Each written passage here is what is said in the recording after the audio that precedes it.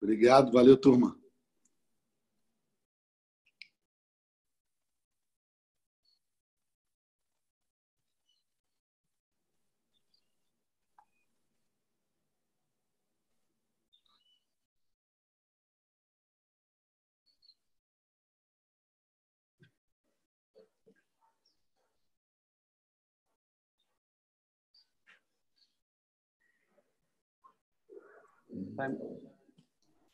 Está mudo, Frois. Estou mudo. Obrigado. Valeu, Dudu. Valeu. Galera, então, muito boa tarde aí. O pessoal está entrando aí na nossa live. A gente está iniciando aí uma nova série conversando com empresas já estabelecidas, startups, empresas que fornecem serviço para as empresas estabelecidas e para as startups. Então, é um papo aqui aberto sobre inovação aberta. Então, eu queria mais uma vez agradecer aí pela disponibilidade do Leandro Turbino, da Sec4U, do João Bosco, aí da Money Cloud, e do Paulo Caffarelli, da Cielo, para a gente ter esse papo aqui bem descontraído sobre um assunto que impacta bastante nosso dia a dia, que é o Open Banking. Então, eu queria, mais uma vez, agradecer a oportunidade de estar aqui com vocês e vou apresentar os nossos convidados aí, pedindo para que eles rapidamente se apresentem, né? Agradecer a participação de todo mundo aí também, que está no nosso chat. Quem quiser mandar pergunta, a gente vai tentar aqui, de alguma forma, estar atendendo todo mundo, né? Então, queria passar aí a palavra aí primeiro para o Leandro Turbino, para ele se apresentar, falar um pouquinho da Sec4U e como que a Sec4U está inserida nesse tema do Open Bank. Perfeito, Freud. Obrigado a todos aí pelo convite, para Cotidiano, pelo convite, e para os outros participantes também. Prazer estar com vocês aqui. Eu sou da Sec4U, sou diretor comercial e marketing da Sec4U. A Sec4U é uma empresa de segurança da informação, uma empresa nacional já estabelecida aí há pouco mais de 10 anos, e a gente o nosso DNA está relacionado com gestão de identidades e acessos, né? E naturalmente a gente foi trazido para esse contexto de integração Open Banking, né? Dado que a governança e gestão das identidades é um tema importante nisso, né? Então a gente vem trabalhando nos últimos anos em plataformas de integração, segurança para APIs, né? APIs, que são os grandes mecanismos aí que a gente vai falar um pouquinho mais do ponto de vista de tecnologia que viabilizam o Open Banking, né? Então, um prazer estar aqui com vocês para discutir, explicar um pouquinho mais a parte de, sobretudo aí tecnologia e segurança, a nossa perspectiva para isso. Legal, obrigado, turma. Eu sou satisfação grande de ter trabalhado com o Turbino em vários projetos de gestão de identidade lá atrás, quando era da Novell. Então, um prazer estar te revendo aqui, Turbino. Obrigado. Obrigado mesmo por ter aceitado o nosso convite. João, nosso parceiro aí, Money Cloud, startup que está avançando aí rapidamente aí em banco digital. Conta um pouquinho para a gente aí também da tua perspectiva e como está vendo esse estudo. Obrigado. Obrigado a você, Frois, pelo convite. É um prazer estar aqui com o Turbino, com o Caffarelli. Agradeço aí a presença de todos. Bem, a Money Cloud é uma fintech que nasceu em 2018 e, apesar da pouca idade, nós já somos um spin-off de um projeto de bancarização que nasceu lá atrás, em 2014, já na virada da legislação que permitiu o nascimento das fintechs. Então, o tema Open Banking está no nosso core, mesmo sem regulamentação, ou seja, a regulamentação começou a ser tocada com mais ênfase agora pelo Bacen, mas a gente já vem, de uma maneira empírica, tratando esse tema de conexões com parceiros, com prestação de serviço, com compartilhamento de base. Então, faz muito sentido o convite, a gente agradece. E, em nome da minha equipe, é um prazer estar conversando aqui com vocês todos. Valeu, obrigado, João. Obrigado, satisfação aí também ter vocês aqui. E Agradecer também o Paulo Caffarelli, Cielo, dispensa a apresentação a Cielo, né? Mas queria que você falasse um pouquinho aí, Caffarelli, que também tive a oportunidade de interagir na época do Banco do Brasil, então é uma satisfação imensa ter você aqui com a gente, né? Um tema extremamente quente, né? Dada a notícia aí que saiu recente envolvendo a Cielo, mas a gente não vamos entrar nessa polêmica. Eu queria que você trouxesse uma perspectiva aí para a gente, enfim, sobre o tema Open Banking, como você mesmo falou aqui antes do nosso papo, consumidor no centro. Acho que essa é a nossa temática aqui, né? Obrigado mais uma vez, Caffarelli. Está no mudo aí. Obrigado, Frois. Prazer em te rever. Obrigado, Vitor, a vocês pelo convite. Queria saudar aqui o João Bosco, o Leandro. Prazer estar aqui com vocês para a gente falar um pouquinho, antes de eu entrar na questão do Open Banking, falar um pouquinho da Cielo. A Cielo é uma empresa que vai fazer 25 anos. Ela foi criada lá atrás ainda, quando na época ainda não tinha nem a quebra da exclusividade, ou seja, a Cielo cuidava de absorver cartões Visa, enquanto a Redcar fazia os cartões Mastercard. E vocês se lembram, muitos, que chegou uma época que você tinha que ter, às vezes, 6, 7 maquininhas num balcão de loja, porque cada maquininha era para um cartão. E em 2010 o governo sabiamente quebrou a exclusividade das empresas, de forma que todas as empresas foram obrigadas a aceitar todos os tipos de cartões. De qualquer maneira, a Cielo, dos seus 25 anos de existência, 20 anos praticamente ela teve como competidor a Rede e a Get a partir de 2010. E a partir da transformação digital 2015 para cá, esses segmentos que só tinham 3 empresas competindo passaram a ter 20 empresas de adquirências no país e criam 200 empresas de subadquirência. Então, esse mercado ele mudou significativamente. Mas faz parte das mudanças, faz parte da transformação digital, assim como é o caso desse tema nosso hoje, o Open Banking. Ele é um dos temas da agenda Banco Central, da agenda Bacen.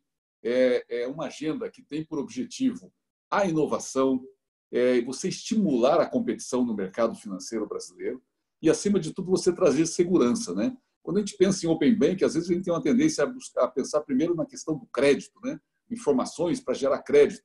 Na verdade, o Open Banking hoje, que justamente a circular 4015 do Banco Central, que foi lançada agora em maio, ele tem um foco, no final da história, no consumidor. Ou seja, ele é uma coisa pró-competitivo. Então, ele quer fazer com que as instituições busquem, na verdade, você fidelizar o seu cliente. Ou seja, você poder, por meio de uma excelência de prestação de serviços, você, por meio de preços competitivos, barateamento do preço, né? E, acima de tudo, que isso possa refletir na expansão do crédito do país. Um crédito com responsabilidade, um crédito com educação financeira e assim por diante. De qualquer forma, o primeiro ponto nesse processo é você, na verdade, compartilhar, na verdade, um compartilhamento padronizado, né, de dados e de serviços. Isso vai ser interessante porque isso não vai acontecer de uma vez só. Isso, na prática, vai acontecer em etapas, né? Então, o que o Banco Central definiu, mais ou menos, é o seguinte: uma obrigatoriedade para aquelas instituições financeiras que são as chamadas S1 e S2. Instituições financeiras S1 hoje são 6 no Brasil. O que são instituições financeiras S1? É aquelas que têm um nível de exposição maior que 10% do PIB brasileiro.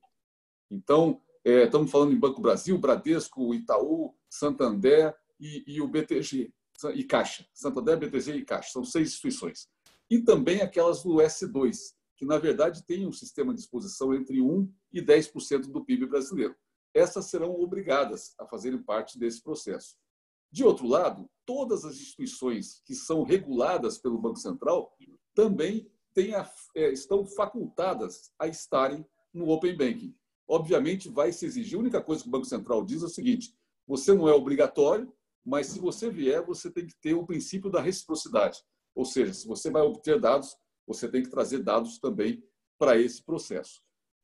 Eu acho bastante interessante. O Banco Central está tomando um cuidado muito grande de fazer isso, definindo uma governança corporativa bastante estruturada e bastante democrática, porque, na verdade, você vai ter uma autorregulação para você ter o Open Banking. Então, na verdade, você vai ter representantes de todos os participantes de mercado, né? Você vai ter uma governança focada na estrutura deliberativa, que a gente chama, né? Um time de governança estratégica que vai ser formada por um conselho deliberativo, onde você vai ter 3 representantes da instituição de instituições financeiras, você vai ter 3 representantes de instituições de pagamentos e você vai ter um conselheiro independente.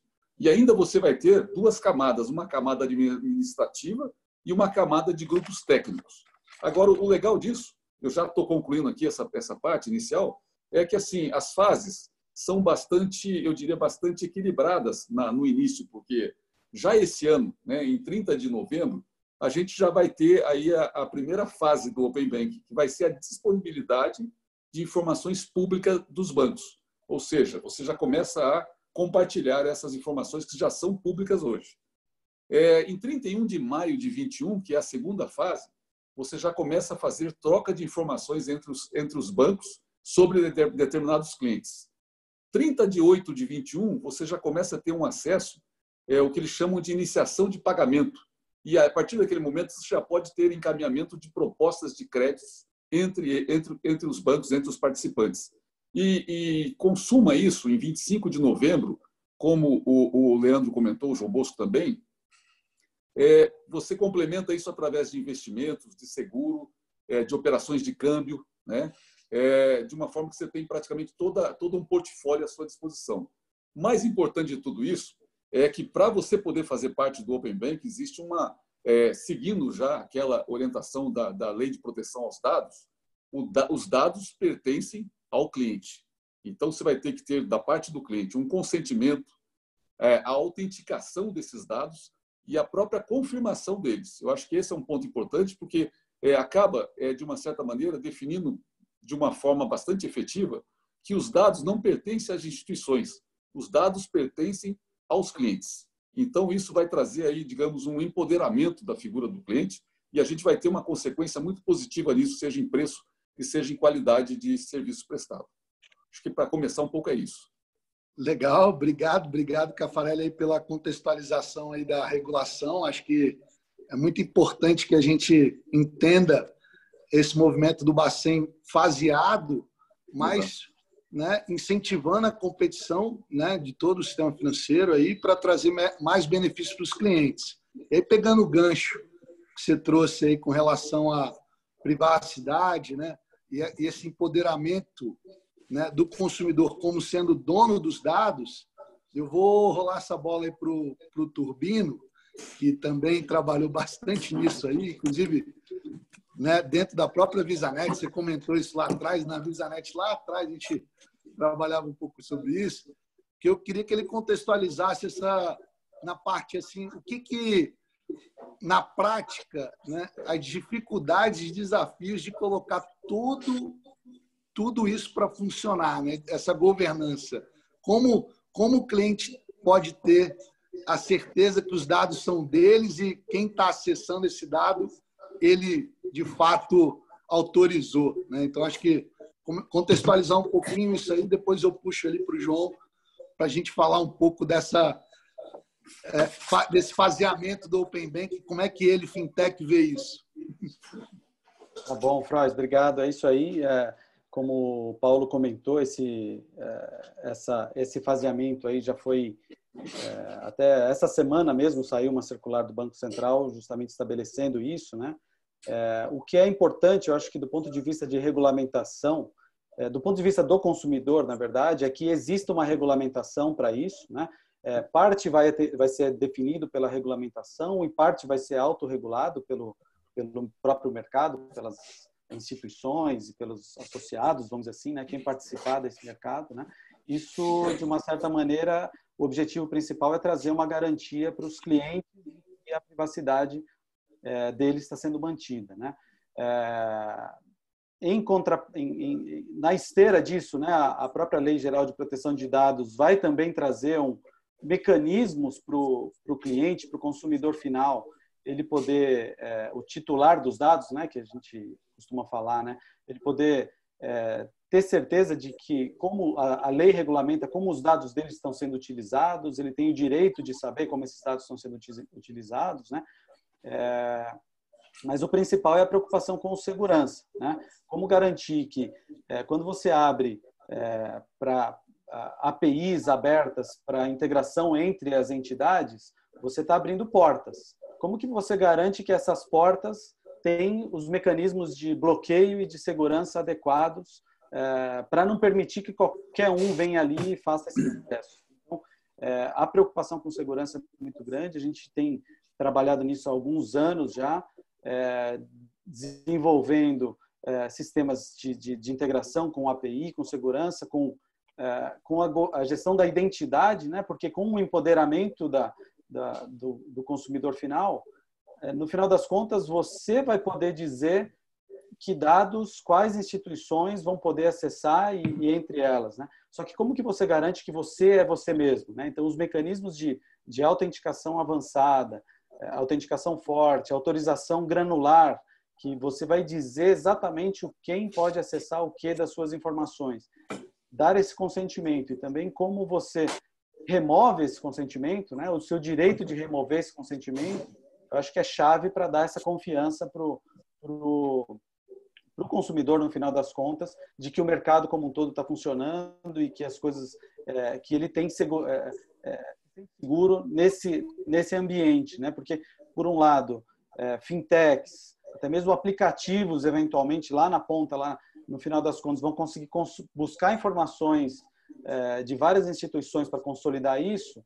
Como que você garante que somente essa fintech ou esses aplicativos vão ter esse acesso? Eu acho que essa é a grande dúvida aí do consumidor, mas a regulamentação vem para isso, para estabelecer padrões de comunicação, padrões de protocolos de comunicação, e os mecanismos de segurança vão dar essa confiabilidade aí associada à regulamentação. Acho que tá bem estruturado, né? Em outros países, a gente vê que na Europa, né, sobretudo lá em UK, foi implantado em cima de uma regulamentação. Nos Estados Unidos, o modelo de implantação foi mais entre os players do mercado, né? Com uma necessidade, sem uma regulamentação, digamos, federal, somente adotando regulamentações que já existiam, né? Mas é importante que exista essa iniciativa aí do mercado como um todo para deixar todo mundo confiante que a privacidade dele não vai ser violada no final das contas, né? Legal. E aí, rolando a bola ali para o João, que é uma fintech, né, que está aí oferecendo novos serviços aí para o consumidor final. Como que a regulamentação ou esse movimento, né, como a gente vinha falando antes, esse movimento de empoderar o cliente como dono dos dados, como que isso também traz oportunidades para a criação de novos serviços, né? Eu acho que na ponta, além dessa questão que o Caffarelli trouxe, né, de redução de taxa, de competição, de trazer mais players para o mercado, também, naturalmente, vão surgir outros serviços, né, de educação financeira, né, produtos financeiros que antes não existiam. Então, com essa interoperabilidade e portabilidade aí do cliente, né, o cliente vai ser fiel a quem estiver prestando o melhor serviço, né? Então, foi uma fala aqui também comum. E, naturalmente, novos serviços. Então, queria que o João também falasse um pouquinho aí das oportunidades que a Money Cloud está vendo aí também no surgimento de novos produtos, né? E competição também, novos entrantes aí podendo competir em pé de igualdade aí com empresas já estabelecidas aí. Queria que ele falasse um pouquinho sobre isso. Ok, Frost. Vale a pena eu dar um passo para trás e falar um pouquinho do Open Banking antes de chegar aqui no Brasil, porque a gente tem algumas experiências muito positivas, como temos negativas também. O próprio caso que o Leandro citou, do Reino Unido, ou seja, o Reino Unido, uma população de quase 70 milhões de pessoas, o Open Banking lá tem formalmente praticamente 2 anos e houve uma adesão de pouco mais de 1 milhão de usuários do Open Banking. Então, ainda está uma coisa muito incipiente, mesmo regulada num país desenvolvido como o Reino Unido, isso ainda está engatinhando, né? Um outro aspecto que vale citar também é um outro projeto de Open Banking lançado na Oceania, onde a Austrália e a Nova Zelândia também implantaram projetos de Open Banking, cuja adesão também não surtiu efeitos práticos. Tá? Então, essa é uma preocupação de uma fintech pequena como a nossa. Nós estamos surfando numa oportunidade que nasceu na lei de 2013, que eu acho que foi fantástica, foi uma ação extremamente eficiente do governo e do Banco Central brasileiro, mas existem alguns aspectos do modelo que está sendo adotado hoje no Brasil. Tem duas novidades em relação ao Open Banking brasileiro, vamos chamar assim, a outras experiências fora do Brasil. Um é a chamada reciprocidade, ou seja, quando uma instituição grande compartilha, eu escolho, eu usuário, né, correntista de um banco, não importa qual, decido compartilhar meus dados com uma fintech, ou que seja, o contrário também vale, ou seja, os dados da fintech são compartilhados com o banco grande. Então, se os dois principais motivos de se implantar o Open Banking são, primeiro, gerar competitividade, né? E, no final das contas, reduzir custo de taxa e tarifa para o cliente final, me preocupa quando esse tema reciprocidade, que não é comum a todos os projetos de Open Banking fora do Brasil, e no Brasil isso ter sido colocado como uma obrigação. Eu, inclusive, escutei algumas reações negativas de alguns bancos preocupados com isso. Ou seja, não é só o banco que vai abrir dados de cadastrais e de operação, e só para quem não conhece profundamente o que é Open Banking, as instituições vão ter literalmente acesso a tudo que você faz dentro da instituição. Desde os seus dados cadastrais, de cada movimento do seu extrato, isso vai ser exposto para a entidade que você autorizou. Então, vou levantar um outro aspecto também, que isso aí vou jogar a bola para tanto o Leandro quanto para o Paulo, que é a questão de sigilo bancário, né? Sigilo bancário é um negócio clássico no Brasil, a gente tem uma lei vigorando desde 2001. Então, vale a pena a gente ter visões não só em relação ao Open Banking como um todo. A gente tem um arcabouço de legislação no Brasil, desde sigilo bancário, a própria Lei Geral de Proteção de Dados, que é muito recente. Então, tem uma mistura jurídica que precisa ser muito bem contextualizada para que o projeto de Open Banking tenha sucesso e que, no final, gere competitividade e, consequentemente, abra oportunidades para empresas como a nossa, abra oportunidade para os próprios grandes, ou seja, para os bancos, os grandes players também terem oportunidades de avançar, eventualmente reduzindo taxas e tarifas, que esse é o objetivo final do projeto. Então, fica aqui a pontuação desses temas que estão inseridos no escopo atual do nosso Open Banking. Tá? Em relação a oportunidades para a fintech, eu só vejo com bons olhos. O fato de grandes players compartilharem suas bases de clientes com fintech, isso obviamente só abre oportunidade e cabe imaginação e competência por parte das fintechs em criarem produtos complementares dos grandes players atuais. Então, eu vejo esse é o aspecto bom do Open Banking no Brasil. Mas acho que a gente tem que pesar as duas coisas para que, no final, haja resultados positivos para o cliente, que, no final das contas, é o que interessa, né? Legal, muito, muito bom. Acho que vou deixar aí o Caffarelli pegar essa deixa aí e falar um pouquinho também, e complementando, adicionando aí uma pitadinha, que como empresas grandes, né, como o caso da Cielo, podem cooperar com startups, fintechs, para essa complementariedade, né, para justamente ampliar o seu leque de serviços, porque hoje em dia não dá para saber mais quem é concorrente de quem, né? Então, acho que isso também é uma realidade aí, né? Não dá para saber, o Caffarelli nomeou lá, né, na época da VisaNet, Redcar, GetNet, eram 3. Agora tem 200. Agora, com a explosão aí de acesso, uma empresa que antes não fornecia serviço financeiro pode vir a ser, né, um player nessa indústria. Então, vou rolar a bola para o Caffarelli e depois o Turbino complementa aí com os aspectos, principalmente de LGPD aí também. Obrigado, Caffarelli. Não, perfeito.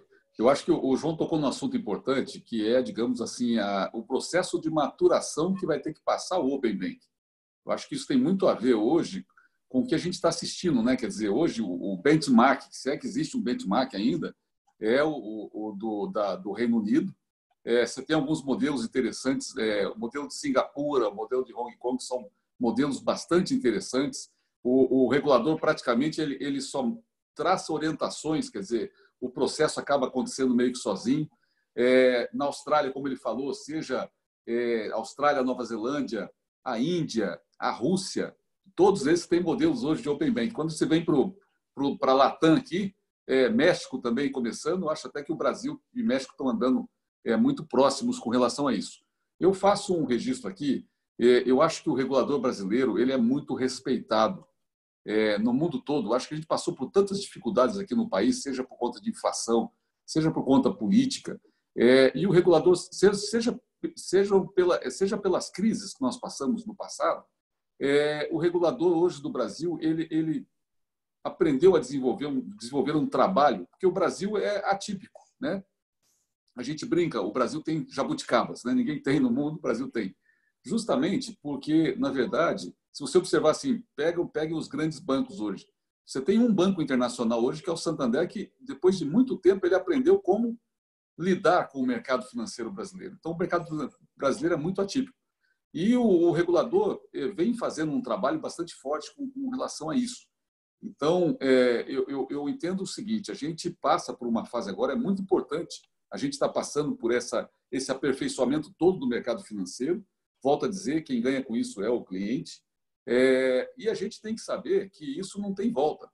Na verdade, talvez o setor financeiro seja, em termos de transformação digital, seja o setor, talvez o setor, eu ouso dizer que é o setor mais afetado por relação a transformações digitais. E essas transformações, elas vão obrigar todos, sejam já os entes que já estavam aqui, sejam os que estão chegando, sejam os entes grandes, sejam os entes pequenos, a se adaptarem a esse novo mercado.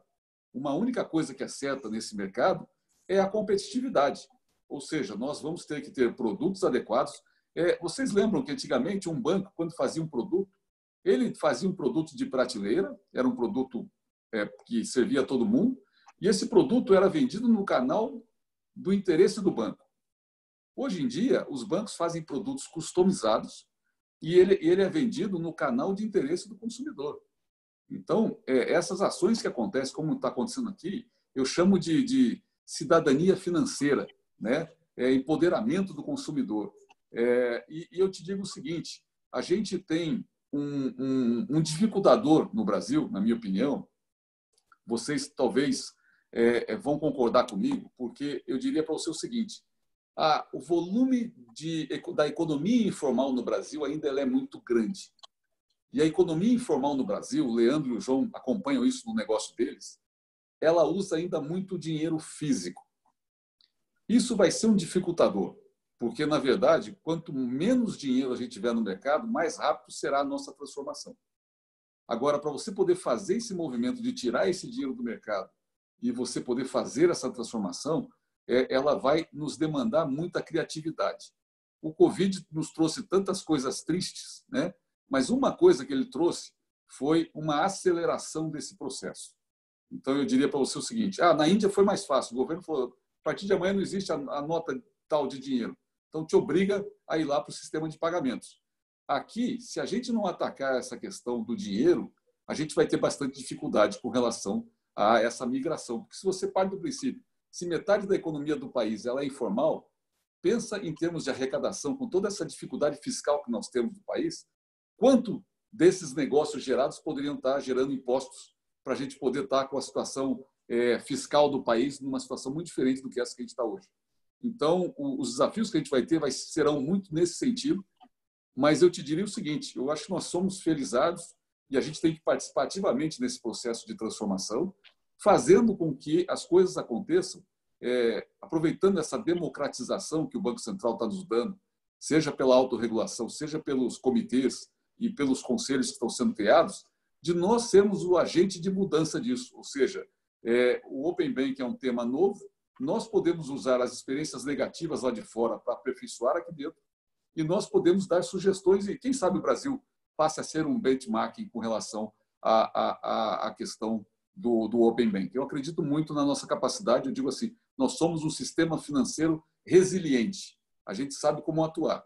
E uma outra coisa importante tem espaço para todo mundo, tem espaço para fintech, tem espaço para bancos pequenos, tem espaço para bancos grandes, e essa é a competição, é isso que é o saudável nesse processo.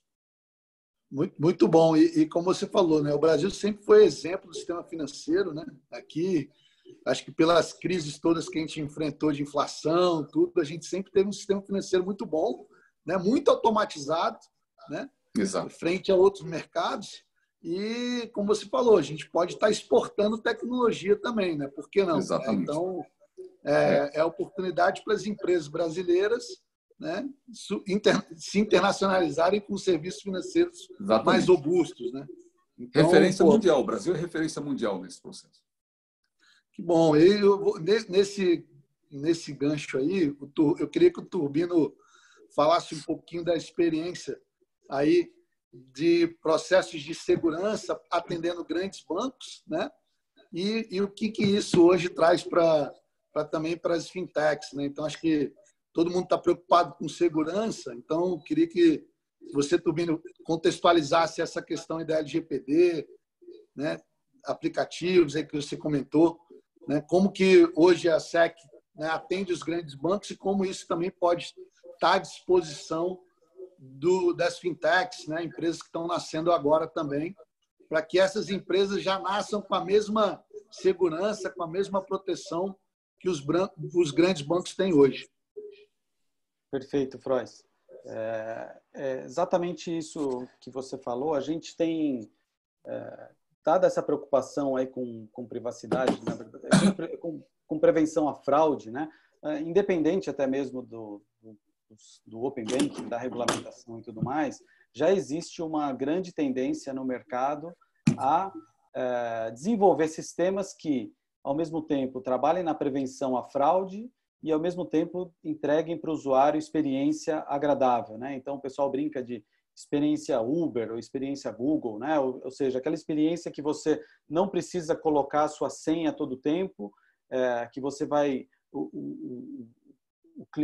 a instituição financeira, por exemplo, ela vai conhecendo o cliente, né? Know your customer, ele vai conhecendo os hábitos desse cliente e, a partir daí, vai determinando a experiência do usuário atrelado a fatores de segurança, né? Então, não necessariamente você pegar a senha de um cliente em qualquer transação é mais seguro do que você conhecer e garantir que ele está usando já por exemplo, um dispositivo móvel conhecido ou que já tenha sido previamente utilizado por ele ou que o comportamento está dentro do esperado, né? Então, isso já antes mesmo do Open Banking, bancos, instituições financeiras, a gente trabalha muito com os bancos digitais aí, poderia nomear, tem pelo menos uma meia dúzia de bancos digitais novos aí do país que utilizam tecnologia nossa, garantem essa experiência, né? E com o que a gente entende é que isso vai ser obrigatório, mandatório para todas as instituições, né? Você garantir que o que um cliente está acessando, ele é ele mesmo, né? Como falei anteriormente, garantir que ele se autenticou adequadamente, utilizando os fatores de segurança adequados, os múltiplos fatores de autenticação, né? Isso é algo que já vem acontecendo justamente para garantir que ele está fazendo acesso aos recursos, os recursos a que ele tem direito, né? Então, a gente tem feito isso bastante, e isso vem além, né? O Open Banking ele fez uma junção desse modelo de prevenção à fraude, autenticação avançada, com um modelo de gestão de consentimento, que é algo muito presente na Lei Geral de Proteção de Dados, né? Que é uma demanda da Lei Geral de Proteção de Dados, que o cliente precisa dar o consentimento de como os dados dele estão sendo utilizados.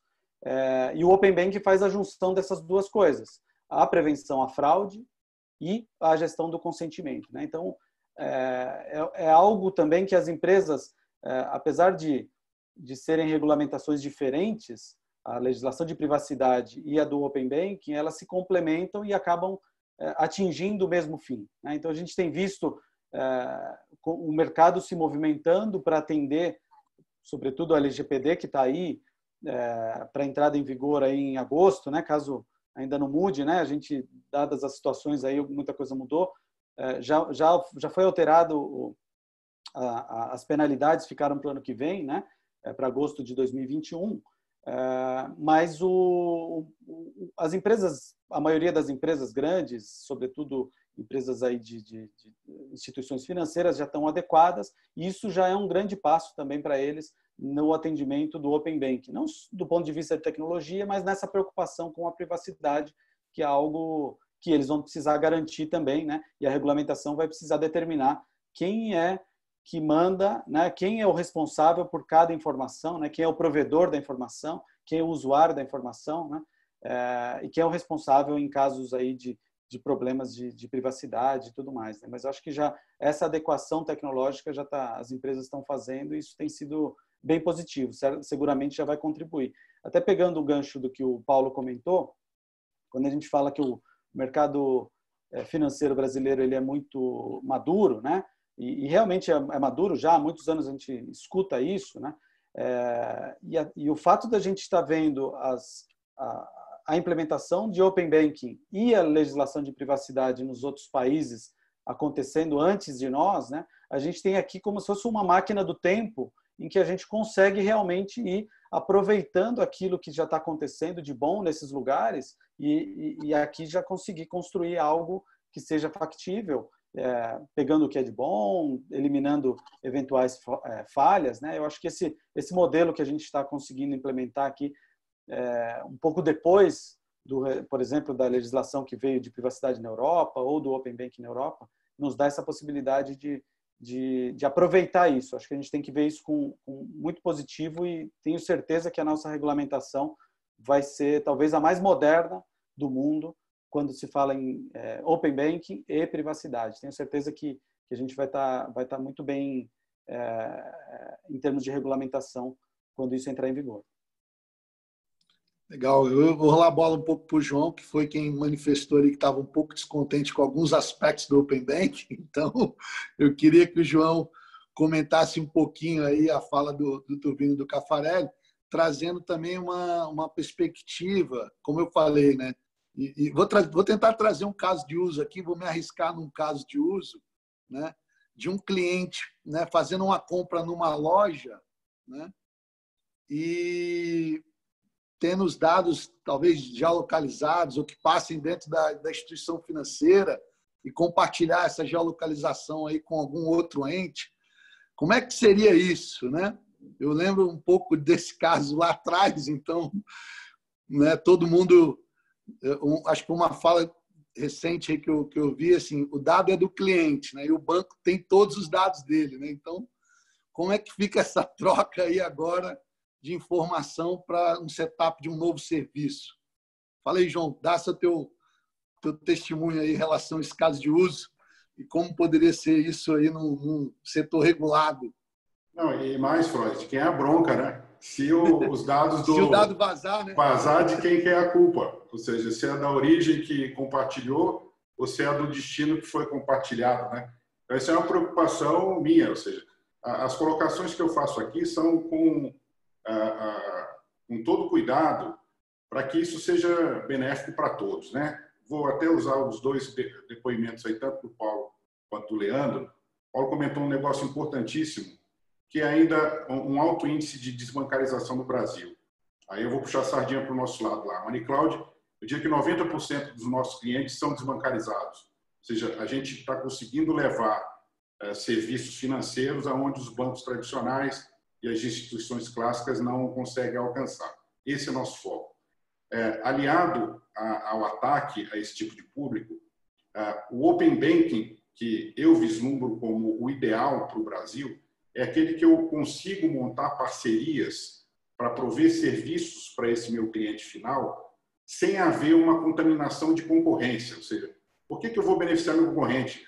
A gente está falando de mercado financeiro. Só tem tubarão. Não tem ninguém inocente no mercado financeiro. Então, quando a gente fala que vai compartilhar dados com o seu concorrente, isso tem que ser visto com o máximo de cautela para não parecer que nós somos todos irmãos. E o ideal é que houvesse possibilidade para que isso acontecesse, mas a realidade é diferente. Então, a visão que eu tenho de Open Banking é uma oportunidade onde eu possa me aliar a parceiros que agreguem o que eu não faço dentro de casa.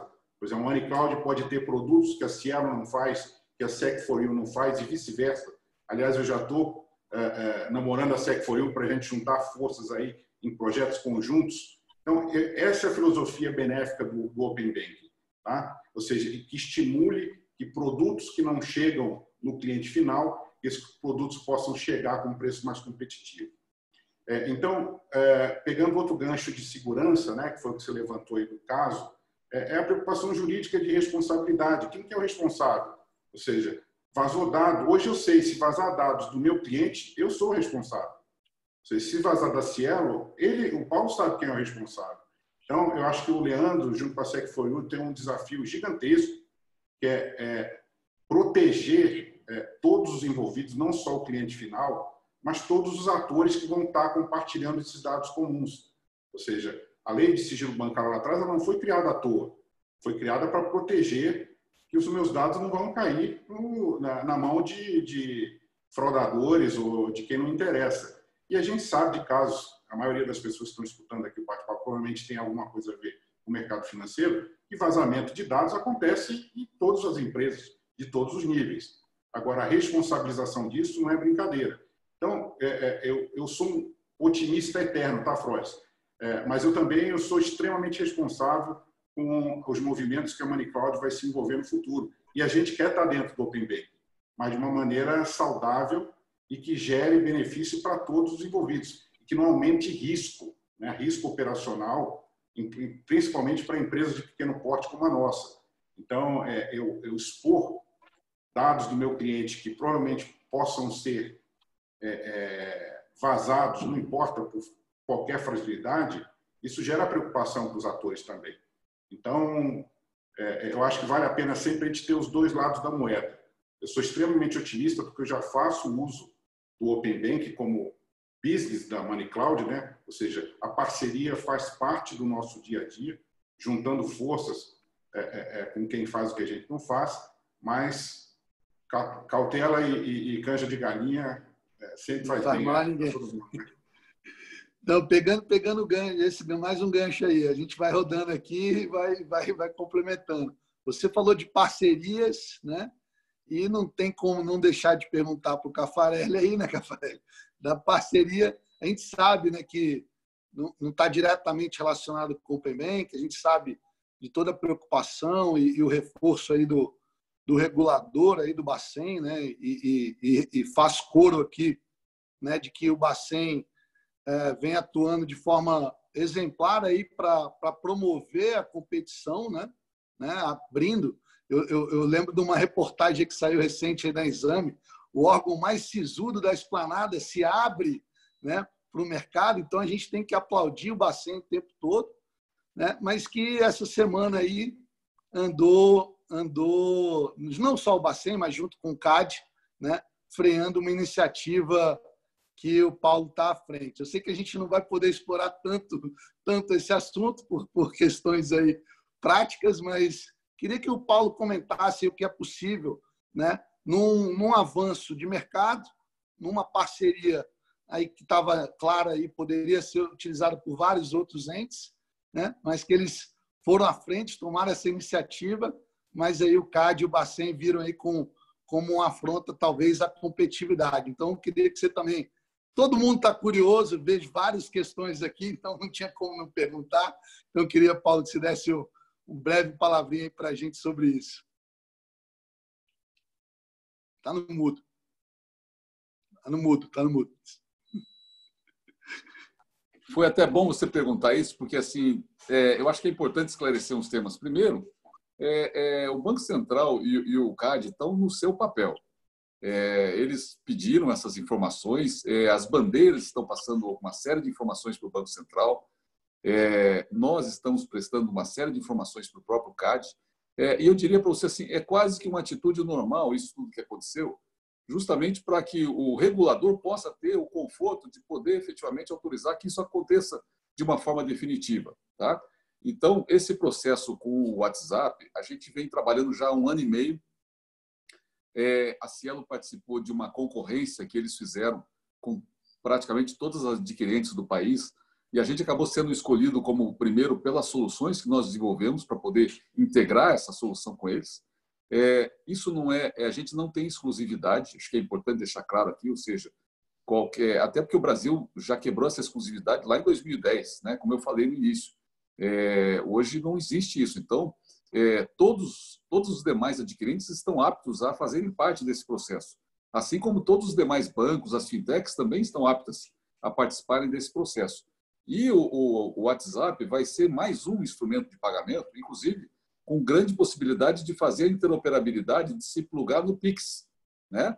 Então, assim, o que eu entendo, esse movimento que aconteceu com o regulador, com o Banco Central e com o próprio CAD, é um movimento muito natural e que agora é o momento de esclarecer qualquer tipo de situação para que a gente possa, no futuro, seguir em frente com relação a isso. O que eu posso dizer nesse momento para vocês é um pouco isso. A gente está bastante... Eu acho que, assim, para a Cielo para nós, foi muito interessante, né? Nós somos o que o pessoal chama no mercado, às vezes, de incumbente. Eu não gosto muito dessa palavra incumbente, né?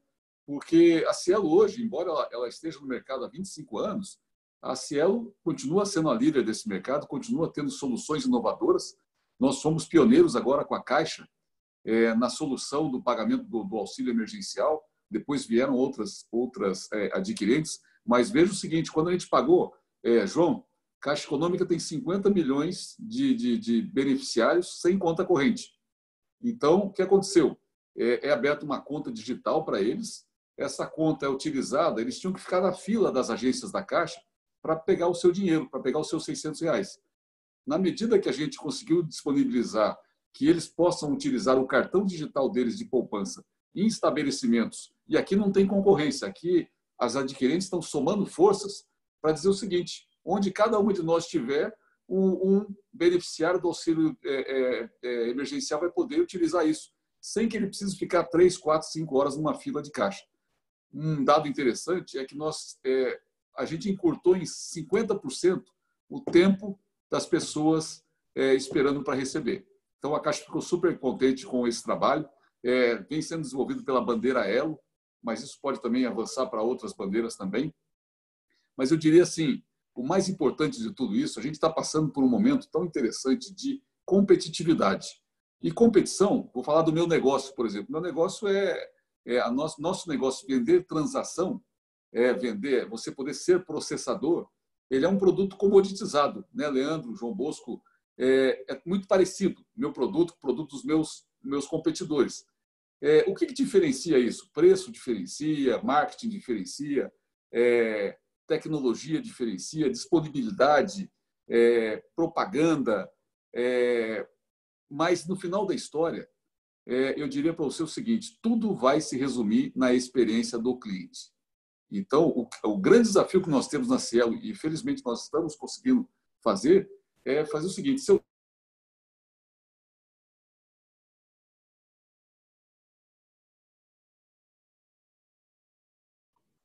avançar, e quando... Opa, deu uma congelada? Voltou. E quando a gente vai para uma competição como essa, no final da história, a experiência do cliente é o que fala mais alto nesse processo. Só para eu falar um pouquinho ainda da questão do Open Bank, eu acho que é um ponto importante, até para reforçar o que o Leandro falou. Quando você olha para compliance, e aí vai ser exigido um compliance, sejam dos bancos, né, do S1, do S2, das empresas que vão poder facultativamente participar do Open Bank, você vai ter o seguinte, isso é muito importante, você vai ter normas que vão, na verdade, ter aí uma definição para esse processo. Política de segurança cibernética, por exemplo, né? Esse é um outro ponto importante. Mecanismos de acompanhamento e controle desse compartilhamento, ou seja, isso não vai ser solto, né? Você vai ter todo um processo regulado com relação a isso. E mais importante de tudo isso, regras específicas, seja para as instituições, seja para os dirigentes.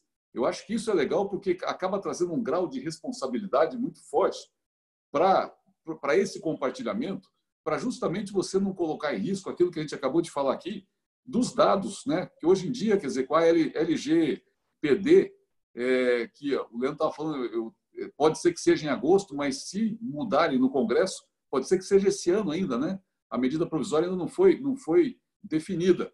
Então, se isso acontecer, também é um salto bastante significativo sobre essa questão do dado. Então, a gente acaba assim coincidindo muitas coisas. Em novembro você tem o Pix, você tem o Open Banking, você tem no nosso negócio chamado balcão de recebíveis, que é uma outra coisa absolutamente importante. Ela daria mais um tema para a gente discutir aqui, porque é o lojista que hoje, às vezes, ele tinha que prender o dinheiro dele com uma instituição. Para ele tomar 30, ele tinha que deixar 100 lá. Na verdade, hoje, ele vai poder pegar os 30 num banco e os 70 ele pode buscar num adquirente, no outro banco e assim por diante. Então, acho que tudo isso traz uma modernidade, traz uma expansão do crédito e, acima de tudo, traz o que eu falei, um barateamento desse processo. O Brasil, hoje, em termos de crédito, a gente já chegou a ter 55% do PIB brasileiro em termos de volume de crédito. A gente tinha 25%, há 20 anos atrás era 25%. Então, a gente tem, hoje a gente está em 50% por conta dos acontecimentos, mas eu diria assim, a gente tem tudo para ir para 70%, 80%, 90% do PIB em termos de volume de crédito no nosso país. Muito bom, Caffarelli. Obrigado aí também mais uma vez. A gente está aqui a 10 minutinhos do nosso término aqui do nosso papo. Eu queria já ir para as considerações finais, porque a gente pode ter aí mais assunto aí nesse finalzinho, que é isso que o Caffarelli falou de acesso ao crédito, né? Então, a gente vem um cenário aí de redução de taxa de juros, né? Muito grande, né? Crédito cada vez mais facilitado aí pelos processos que a gente tem visto e trazendo novas oportunidades aí para todas as empresas. Aqui na Cotidiano, falando um pouquinho aqui da Cotidiano, né, aceleradora de startups, o nosso desafio também é trazer esse capital, esse crédito para fomentar a base do empreendedorismo, né? Surgimento de novas empresas, né? Então, fica aqui também o nosso disclaimer aqui de investir na base, investir nas startups, novos entrantes, né? Possibilitando o surgimento aí de novas empresas, né? Novos serviços que complementem aí tanto das empresas já estabelecidas como todas que estão aí lutando aí para se manter na liderança, né? Obrigado mais uma vez pela oportunidade, Caffarelli. Obrigado, Leandro.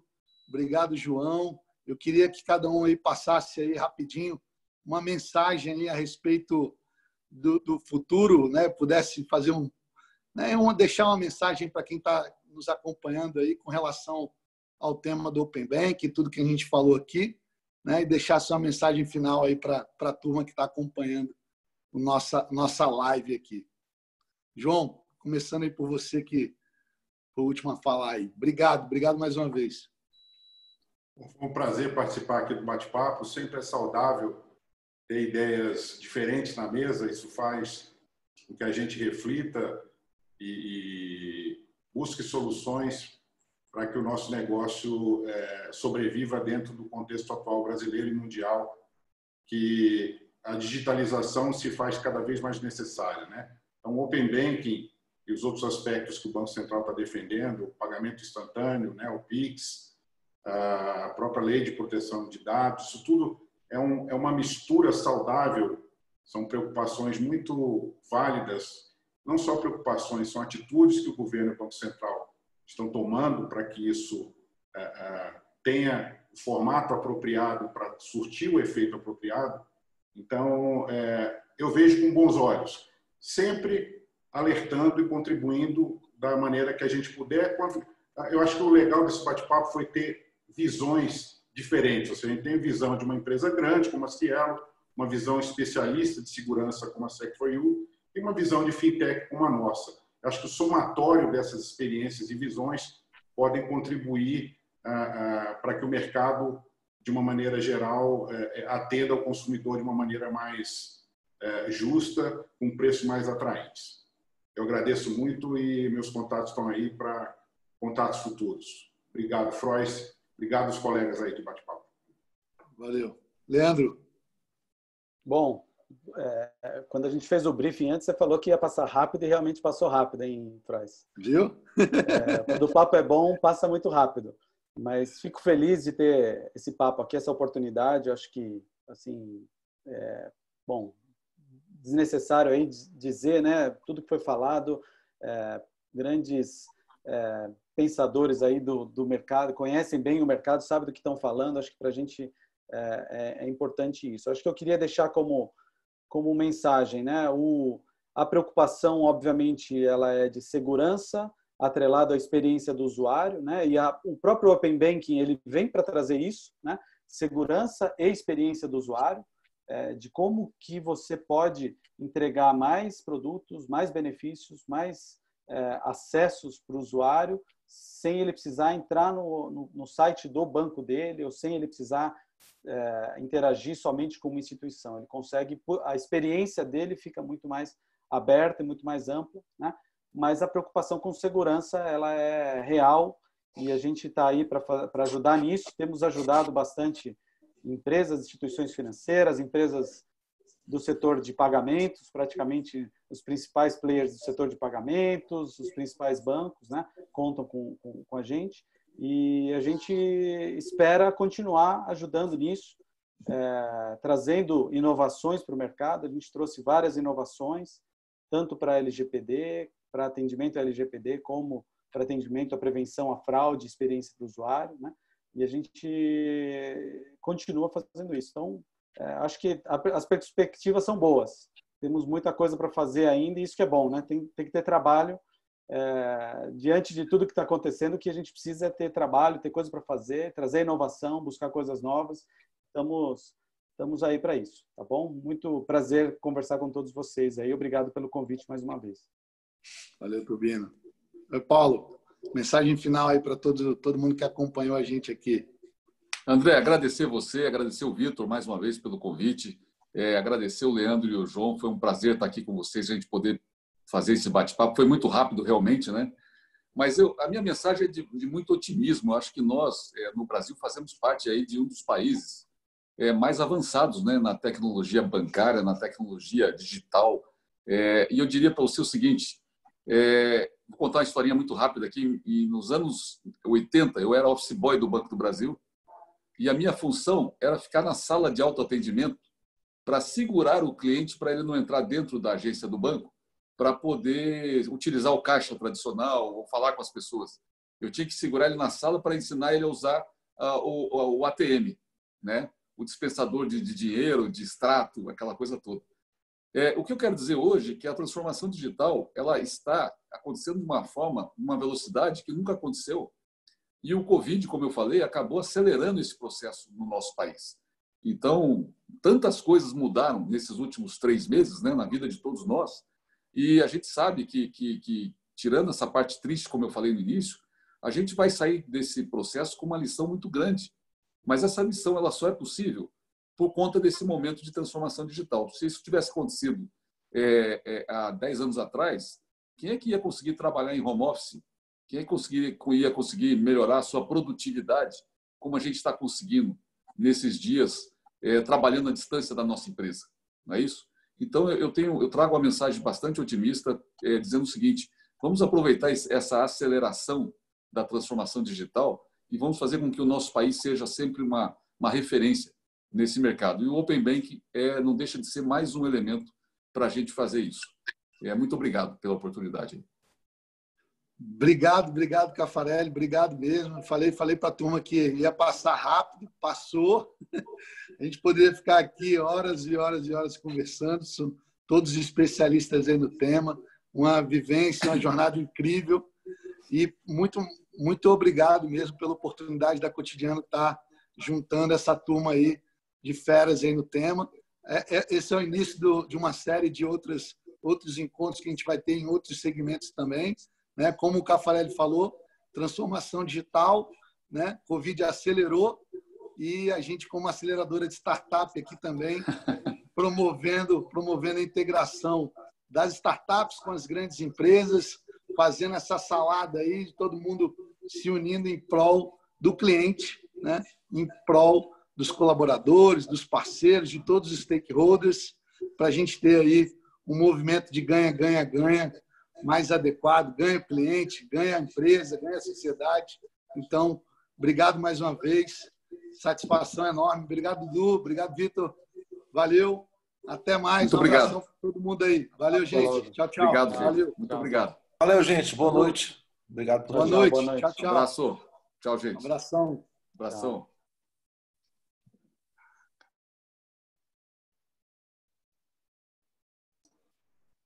Valeu, né, Turbino? Valeu, muito bom. Valeu, foi bacana.